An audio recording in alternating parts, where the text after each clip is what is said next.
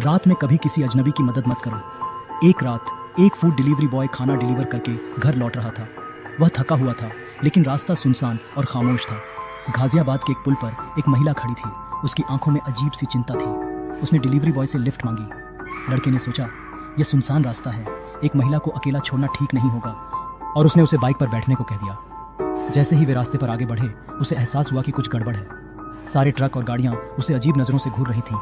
कुछ लोग उसे इशारे कर रहे थे, जैसे वह कुछ अहम बताना चाहते हों, लेकिन वह कुछ भी समझ नहीं पाया। उसे थोड़ा अजीब लगा, लेकिन उसने इसे नज़रअंदाज कर दिया था। तभी एक ट्रक सामने आया जिसमें एक सरदार जी थे।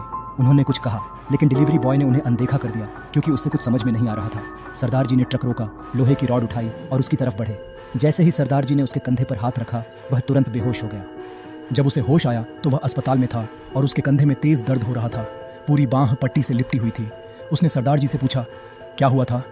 सरदार जी ने